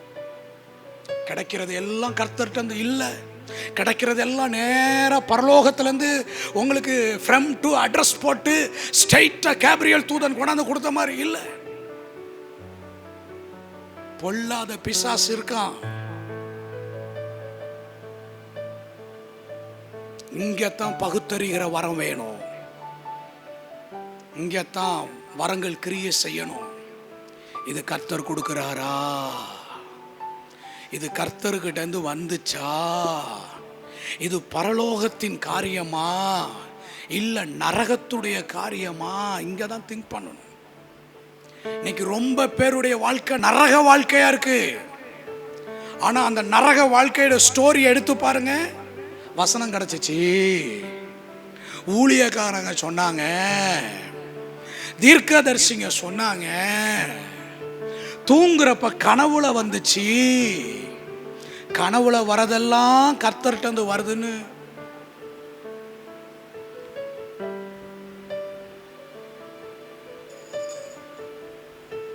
இல்ல இல்ல, தொல்லையின் திரட்சினால கூட என்ன வருமா, மனசு இச்சிச்சிருச்சுன்னா, ஆக்சுவலா கனவு வரத்துக்கு மருத்துவ ரீதியா ஒன்று சொல்றாங்க. சொல்லட்டுங்களா வேணாமா சொல்லுங்க. அதாவது இந்த பிரெயின்ல அந்த சதைக்கும் நரம்புக்கு நடுவுல கேப் விழுந்துருச்சுன்னு வச்சுக்கோங்களேன், அது நிறைய கனவு வந்துகிட்டே இருக்குமா. எங்க ஊழியத்தில் முன்னாடி ஒரு காலத்தில் ஒருத்தர் இருந்தார், அவருக்கு நிறைய கனவு வரும். அவர் இப்படிதான் லூசுத்தனமா கர்த்தருக்கு ஸ்தோத்திரம் எல்லாம் கர்த்தர் காட்டுறாரு கர்த்தர் காட்டுறாரு கர்த்தர் காட்டுறாருன்னு ஒரு கட்டத்தில் என்ன ஆயிட்டாருன்னா, மனநல பாதிக்கப்பட்டு பைத்தியமாகி இப்போ கொண்டு போய் ஹாஸ்பிட்டல் அட்மிட் பண்ணியிருக்காங்க. இப்போ எம்ஆர்ஐ ஸ்கேன் எடுத்து பார்த்தா அதில் என்ன தெரியுதுன்னா, இவருடைய இந்த பிரெயினில் அந்த சதைகளுக்கு நடுவில் ஒரு கேப் விழுந்துருச்சு. இப்போ நரம்பியல் டாக்டர் கேட்குறாரு, நைட்டு உங்களுக்கு நிறைய கனவு வருமானு.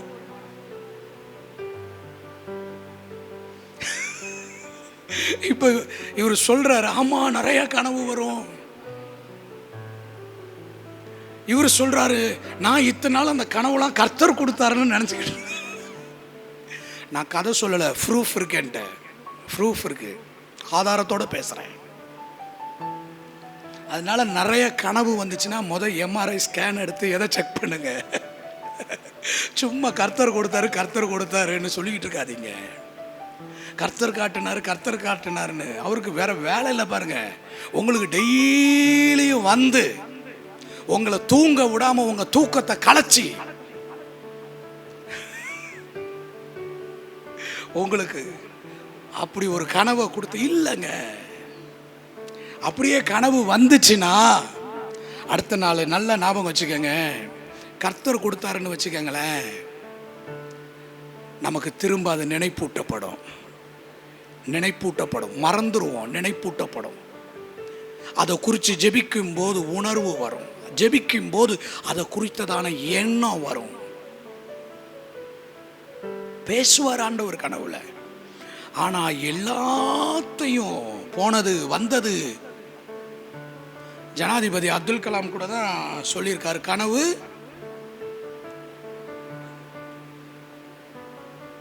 அப்ப இதெல்லாம் கர்த்தர் கொடுத்தாருன்னு எடுத்துக்க முடியுமா? கொஞ்சம் யோசிக்கணும். ஆமேன்னு சொல்லுங்களேன். ஹல்லேலூயா. அப்ப இந்த நாட்கள்ல நம்ம சிந்திச்சு பார்க்கணும், என் கூடாரத்துக்குள்ள கர்த்தரால நிர்ணயிக்கப்பட்டது இருக்கா, கர்த்தர் நிர்ணயிக்காத காரியம் இருக்கா? என் குடும்பத்துக்குள்ள, என் தனிப்பட்ட வாழ்க்கைக்குள்ள கர்த்தர் நிர்ணயித்தது மட்டும்தான் இருக்கா, கர்த்தர் நிர்ணயிக்காததெல்லாம் இருக்கா? அப்படி ஒரு வேலை இருந்துச்சுன்னா வேற வழியே கிடையாது.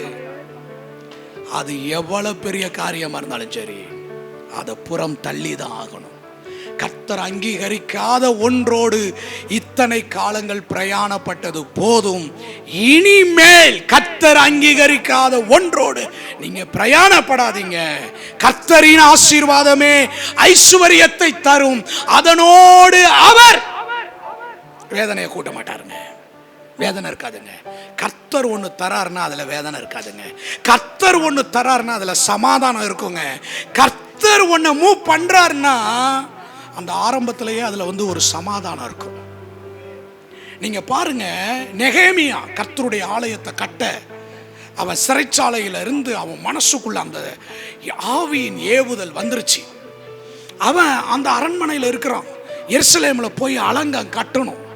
அவன் சில நாளா துக்கித்து உபவாசித்து பரலோகத்தின் தேவனை நோக்கி மன்றாடி ஜெபம் பண்ணி அவன் பான பாத்திரக்காரனா இருக்கிறான்.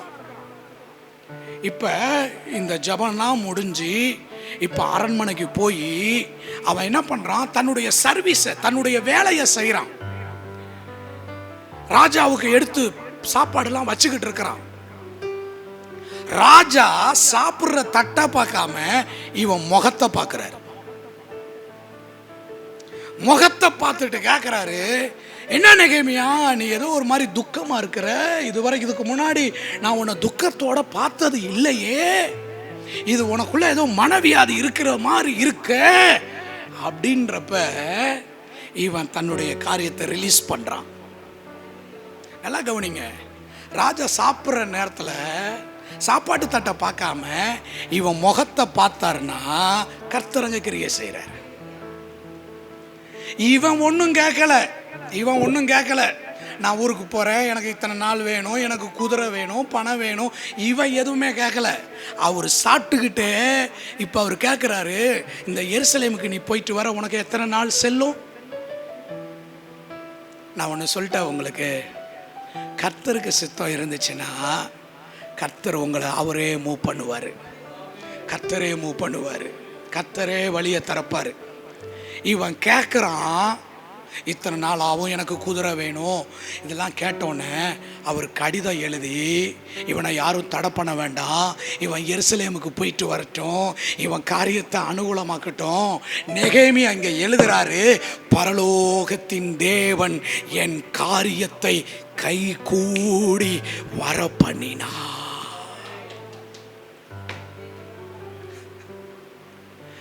கர்த்தருக்கு சித்தம் இருந்துச்சுன்னா நீங்க வாயை திறக்கணும்னு இல்லைங்க, கர்த்தர் மற்றவர்களுடைய வாய்களை திறந்து உங்களுக்கு தருவார். கர்த்தருக்கு சித்தம் இருந்துச்சுன்னா, இங்க நெகேமியா பேசல, ராஜா பேசுறாங்க. எல்லாத்தையும் கொடுத்து அனுப்புறாங்க. இப்ப நெகேமியா எருசலேமுக்கு போய் அங்க சிறைப்பட்டு இருக்கிற ஜனங்கள்கிட்ட பேசுறாரு, வாங்க நம்ம இந்த அலங்கத்தை கட்டணும். எல்லா ஆளும் சொன்னாங்க, எழுந்து கட்டுவோம் வாருங்க. அங்க எல்லாருக்குள்ளேயும் என்ன வந்துச்சுன்னா, ஒரு மனம் வந்துச்சு, ஒருமித்த எண்ணம் வந்துச்சு. நல்லா தெரிஞ்சுக்கங்க, கர்த்தருடைய சித்தம் இருக்குன்னா எல்லாம் கைகூடி வரும்.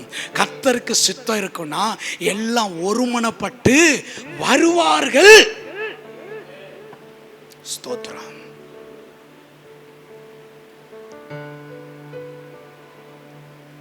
நெகேமியா அங்க எழுதுறான், கர்த்தருடைய கரை என்னோடு இருந்தபடியினால் பரலோகத்தின் தேவன் ஆனவர் என் காரியத்தை கைகூடி வர பண்ணினார்.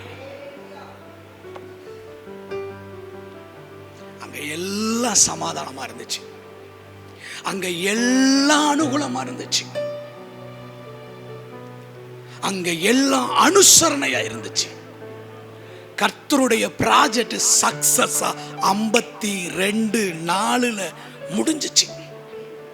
முடிஞ்சிச்சு.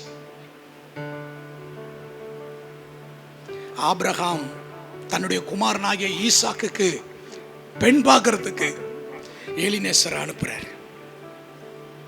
நீ போய் பெண் பார்த்துட்டு வா. அவர் போறாரு, ஒட்டகத்தெல்லாம் எல்லாத்தையும் எடுத்துக்கிட்டு போறாரு. அவர் அங்க போய் அந்த தண்ணீர் துறவண்டையில நின்று ஜெபம் பண்றாரு, ஆண்டவரே இப்ப என் எஜமானனுடைய குமாரனுக்கு நீ நியமித்த பெண்ணு ஒருத்தி வருவானா, அவ என்ன பண்ணணும்னா குடத்துல தண்ணி மொண்டுகிட்டு வந்து எனக்கும் என் ஒட்டகத்துக்கும் குடித்து தீரு மட்டும் கொடுக்கிற ஆளு யாரோ அந்த பிள்ளை தான் என் எஜமானுக்கு நீர் நியமித்திருக்கிற பிள்ளைன்றத நான் அறிஞ்சுக்குவேன். இதை யார்கிட்ட சொன்னாரு? அந்த துறவண்டைகிட்ட இருக்க எல்லாத்தையுமே சொல்லிக்கிட்டு இருந்தாரு? இல்ல, இவரு ஆண்டவர்கிட்ட பர்சனலா பேசுறாரு. இப்ப ரெபேக்கா வரா. எலினேசர் வாயை திறக்கல, ரெபேக்கா வாயை திறந்து வாலண்டியரா உமக்கும் உம்முடைய ஒட்டகத்துக்கும் நான் என்ன பண்ணுவேன், தண்ணி வாப்பேன். ஆட்டோமேட்டிக்காக காரியம் நடக்குது. ஆமேன்னு சொல்லுங்க. நீங்க ஜெபிச்சதுக்கும் அங்க இருக்கிற செயல்களும் ஒருமித்து இருந்துச்சுன்னா அதை கர்த்தர் செய்கிறார். அல்லேலூயா. நீங்க ஜெபிச்ச மாதிரி இல்லை அப்படின்னா நல்ல ஒரு திண்டுக்கல் பூட்டு ஒன்று வாங்கி வாயை பூட்டி அமைதியா இருந்துடணும். ஆமேன்னு சொல்லுங்க. இப்ப ஒட்டகம் தண்ணி குடிச்சு எல்லா காரியம் சக்சஸ் ஆகுது. இப்ப ரெபெக்காளுடைய வீட்டுக்கு எல்நேசர் போறான், லாபான்ட்ட சொல்றான். அவன் சொல்றான், இந்த காரியம் கர்த்தரால் வந்துச்சு, நான் நலம் பொலம் ஒன்றும் பொல்லாப்பு சொல்ல மாட்டேன், நீ பிள்ளைய கூட்டிக்கிட்டு போ. நல்லா கவனிங்க, எதிர்ப்பே இல்லை, எதிர்ப்பே இல்லை, அங்க சணலமே இல்லை, மாறுபட்ட கருத்துக்கள் இல்லை, வாக்குவாதங்கள் அங்க இல்லை, கேள்வி துளைகள் அங்க இல்லை. அப்படியே காரியம் என்ன ஆகுது, ஸ்மூத்தா அப்படியே ரூட் போட்டு கொடுத்த மாதிரி. மாறுபட்ட ஜனங்கள், மாறுபட்ட இடம், மாறுபட்ட கல்ச்சர், ஆனா அப்படியே எழுதி வச்ச மாதிரி, ஜெபிச்சு வச்ச மாதிரி அப்படியே காரியம் நடக்குது. ஆமென். இதுதான் கர்த்தர் நடத்துறதுக்கு அடையாளம், இதுதான் கர்த்தர் கொடுக்கிறதுக்கு அடையாளம், இதுதான் கர்த்தர் செய்யறதுக்கு அடையாளம். ஆகவே இன்றைக்கு ஆண்டவருடைய பிரசன்னத்துல நம்மளை ஒப்பு கொடுக்க போறோம். இருக்கிற இடத்துல எல்லாரும் எழும்பி நிற்போமா? நம்ம ஆண்டவருடைய பிரசன்னத்துல ஜெபம் பண்ண போறோம். எல்லாரும் எழும்பி நிற்போமா? என்ன காரியத்துக்கு ஜெபிக்க போறோம்? சிந்திச்சு பார்க்கணும், சிந்திச்சு பார்க்கணும், சிந்திச்சு பார்க்கணும். என் கூடாரத்துல, என் வீட்டுக்குள்ள கர்த்தர் நிர்ணயிக்காத காரியம் இருக்கா? என் வாழ்க்கையில கர்த்தர் நிர்ணயிக்காத ஒண்ணு என் கூட பிரயாணப்பட்டுக்கிட்டு இருக்கா? ஆண்டவர்ட்ட அப்படியே உங்களை ஒப்பு கொடுங்க. ஆண்டவர்ட்ட உங்களை அப்படியே ஒப்பு கொடுங்க. ஆண்டவருடைய பிரசன்னத்தில் அப்படியே உங்களை ஒப்பு கொடுங்க. ஆண்டவர்ட்ட ஒப்பு கொடுத்துருங்க.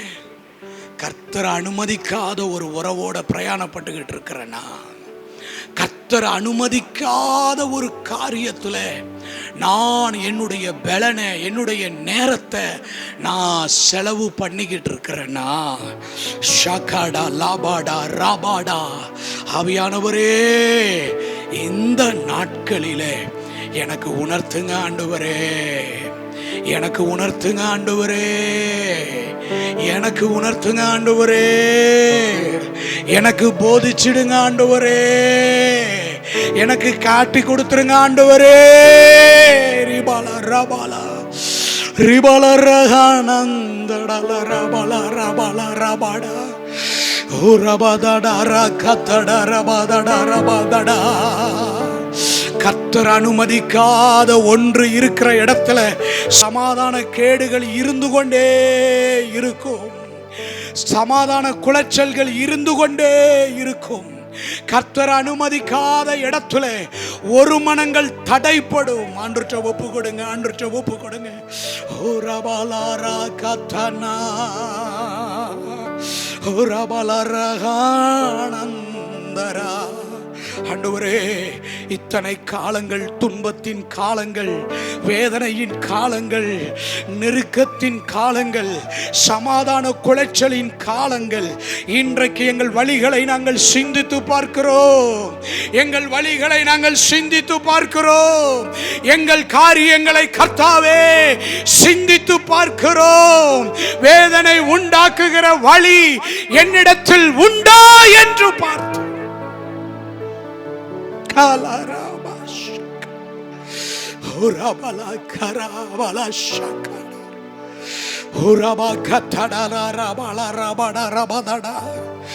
ஆண்டவரே ஒப்பு கொடுக்கிற ஆண்டவரே, ஒப்பு கொடுக்கிற ஆண்டவரே, உங்க பிரசன்னத்துல ஒப்பு கொடுக்கிற ஆண்டவரே. என் பிதா நடாத நாற்றெல்லாம் வேரோடு பிடுங்கப்படும், வேரோடு பிடுங்கப்படும், வேரோடு பிடுங்கப்படும்.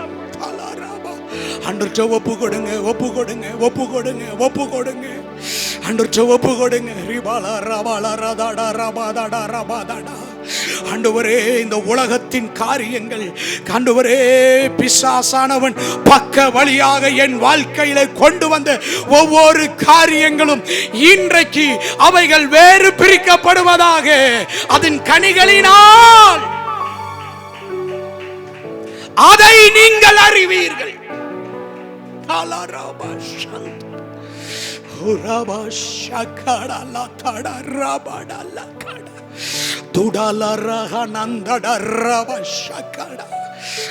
ஒப்பு கொடுங்க. ஆண்டவரே, பிடுங்கப்பட வேண்டியவைகள் பிடுங்கப்படுவதாக.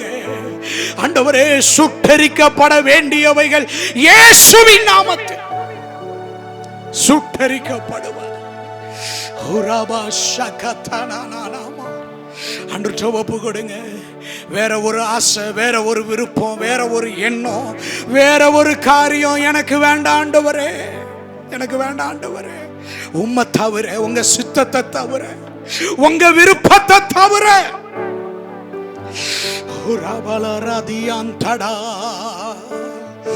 ஓ, நீங்க விரும்பாத ஒரு உறவு, நீங்க விரும்பாத ஒரு காணிக்க, நீங்க விரும்பாத ஒரு பணம். நாகமானுடைய பணத்தை ஆண்டவர் விரும்பல. எலிசா வேண்டான்ட்டான்.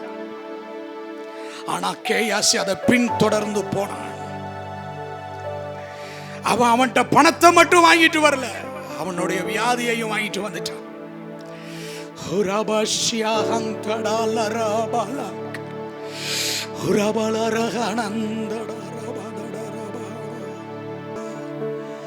வேண்டாத பலவீனங்கள்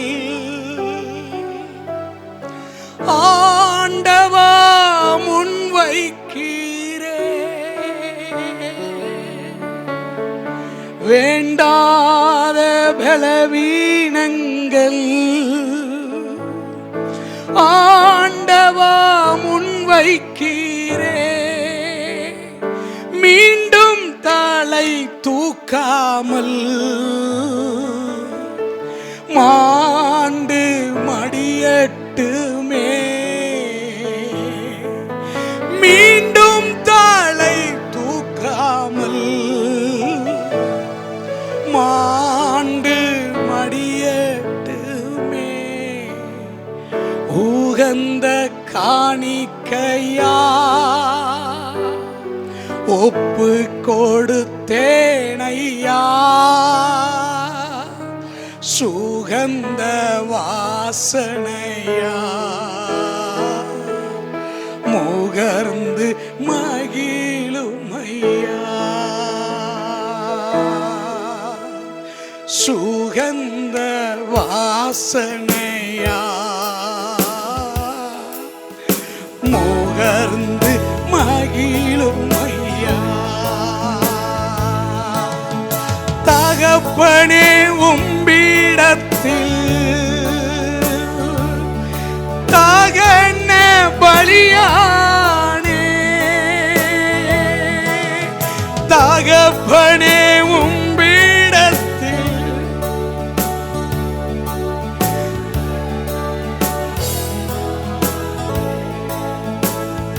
அக்கினி இறக்கிவிடும், முற்றிலும் எரித்து விடும். அக்கினி இறக்கிவிடும், எரித்து விடும். உகந்த காணிக்கையா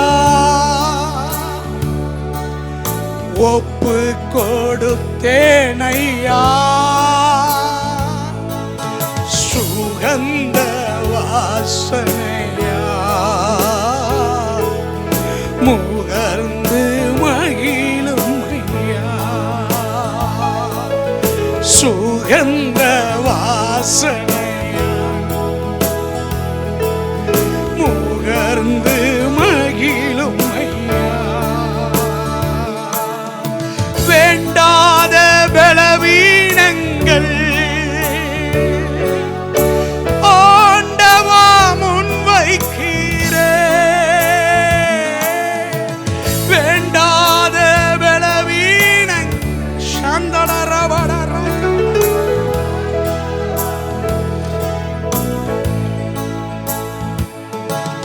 மீண்டும் தலை தூக்காமல் மடியட்டுமே. மீண்டும் தலை தூக்காமல் இயேசுவே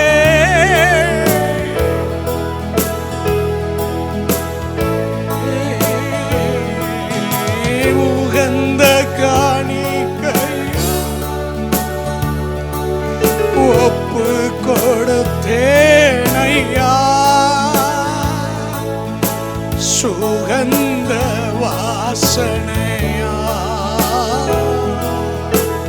உகந்து மகிழும் சுகந்த வாசனையா.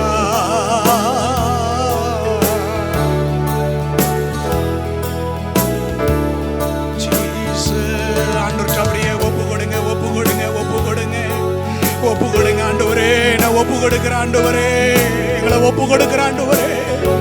என் கூடாரத்துக்குள்ள கர்த்தர் அங்கீகரிக்காத, கர்த்தர் விரும்பாத, நான் விரும்பி, நான் இச்சித்து, நான் ஆசைப்பட்டு கொண்டு வந்த எல்லா நபர்களும் எல்லா உறவுகளும் இன்றைக்கு இயேசுவின் நாமத்தினால்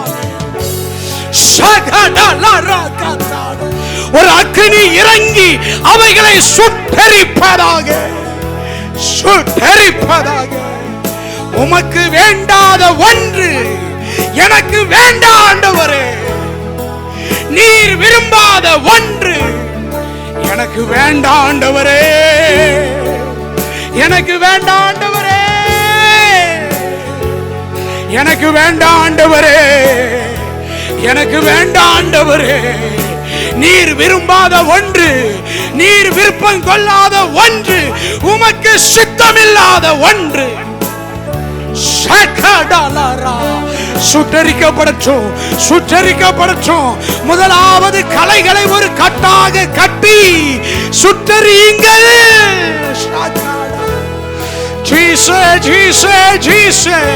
ஒரு அபிஷேகம் எங்கள் சிந்தையில் இறங்குவதாக, ஒரு அக்கினி எங்கள் சிந்தையில் இறங்குவதாக.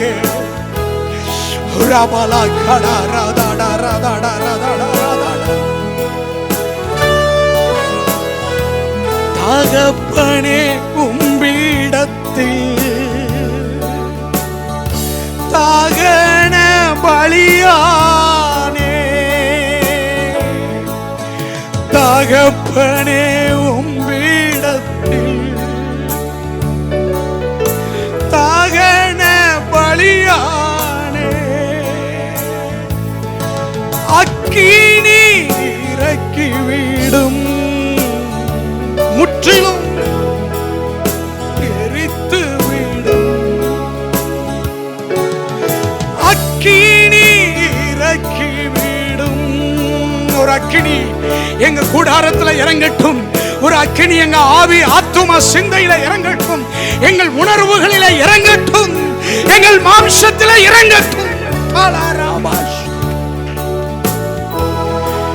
சகத்து விடும். அக்கினி இறக்கிவிடும். முற்றிலும் எரித்து விடும். அக்கினி இறக்கிவிடும்.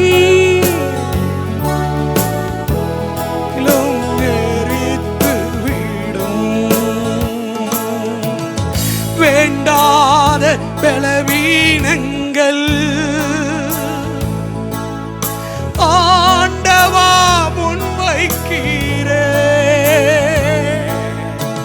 வேண்டாத பலவீனங்கள்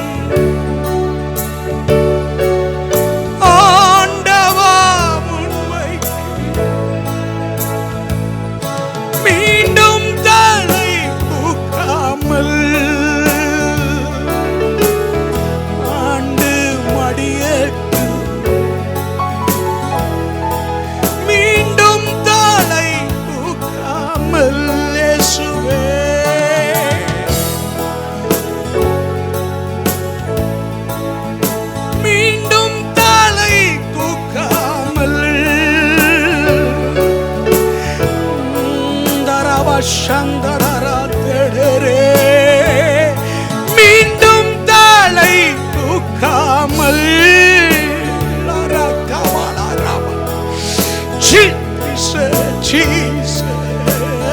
மீண்டும் தலை தூக்காமல் மடியட்டு உகந்த காணிக்கையா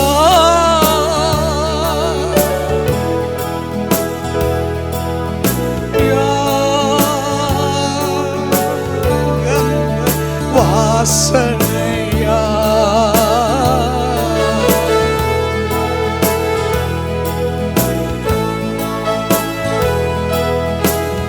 கந்த வாசனையா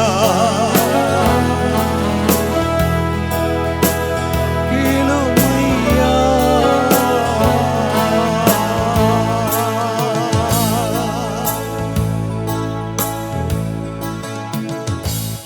பலிபீடத்தில் ஒப்பு கொடுக்கிறோம் ஆண்டவரே.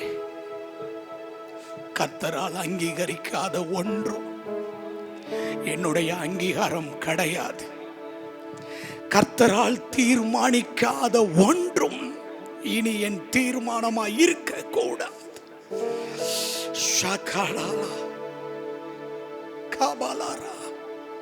புறம் தள்ள வேண்டிய காரியத்தை புறம் தள்ளி அழைக்கப்பட்ட அழைப்புக்கு நேராய் திரும்புகிறேன்.